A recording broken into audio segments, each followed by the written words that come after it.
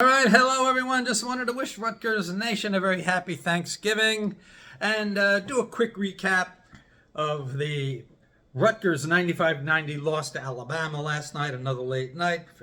Fell asleep before the game ended. I need lots of caffeine today to get ready for Thanksgiving and lots of food, family, friends, and football. Nonetheless, 95-90, kind of nip and tuck kind of game. We hung in there with the top 10 team, Final Four team from last year, and one of the best programs in the country. Dylan Harper show, once again, just when you thought he couldn't outdo his game against Notre Dame, he does with 37 points, 2 rebounds, 2 assists, 11 of 19 shooting. And remember that? I think it was Wagner where he struggled from the free throw line, but not last night. He was 15 to 16. It was the Dylan and Ace show last night. Ace, 22 points, 9-18 shooting, 4 rebounds and assists.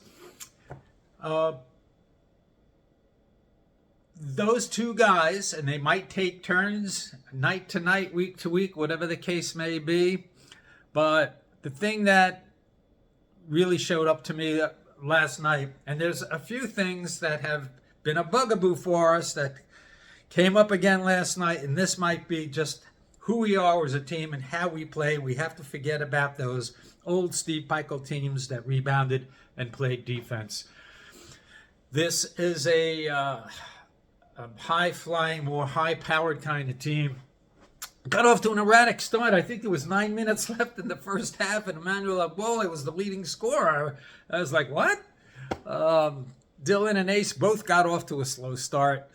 But you could even see within game, if they're having an off night, at some point it's going to kick in, and it did for the second game in a row. Same issues with defending the three. Alabama took 25 threes last night. They hit 10 for 40%. On the flip side of the coin, for the second game in a row, we were terrible from three. 2 for 13, 15.4%. We came into the game at 35, so now we're heading back towards 30% from three range, which is where we were last year. So, hitting the three, defending the three, problem for us again last night. Out-rebounded 43 to 31. Boy, I don't know what we have to do to get some rebounds on the offensive glass, but this just may be how we play. Rebounding, defense, and defending the paint might not just be in our DNA. The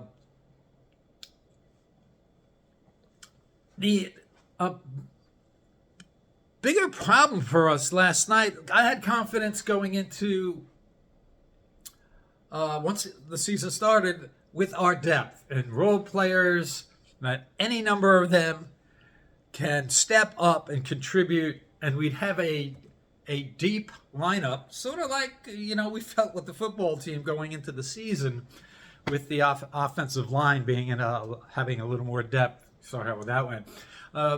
Nonetheless, last night, it was the Dylan and Ace show, and we're going to have a lot of those nights where it's the Dylan and Ace show.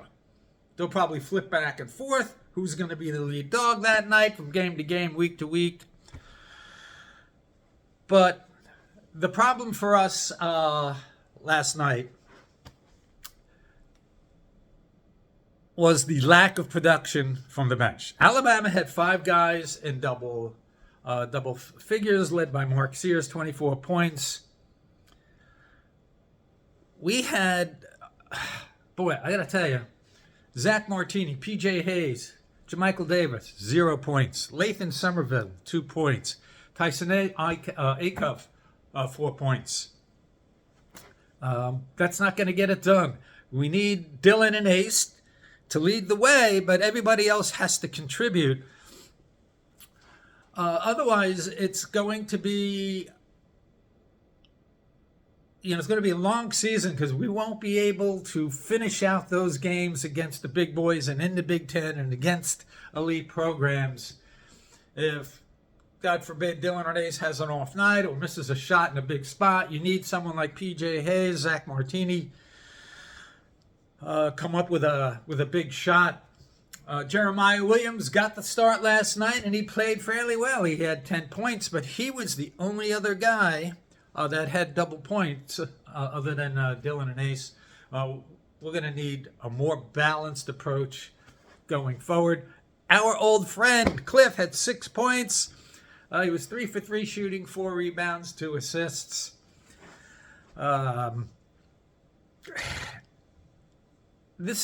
Here's one thing. If you want to say stylistically, this is what's happening to us, perimeter defense and rebounding and in the paint. Here's one thing that we're really doing well at. And when you're considering how we play a more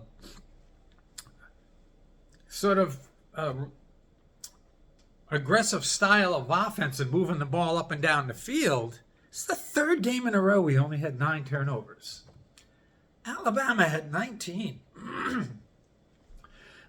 And I also think it's the 3rd game in a row where, I think Notre Dame had a lot of turnovers, maybe even Kennesaw State.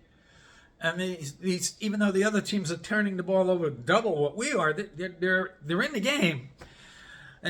So that's kind of a weird dynamic. How this team fleshes out, some people think last night's game was great. It shows we can compete and we have a high ceiling. But I'm not really, I don't care about the feel-good nature and that we're glad to be there. And then, we're in with the big boys and we're getting a spotlight on Dylan.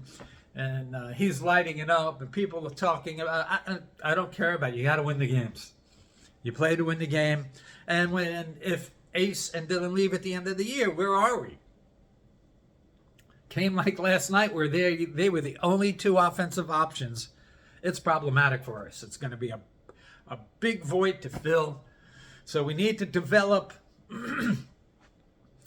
a style that long term. We can win as a team and as a program. This is what we do. This is who we are.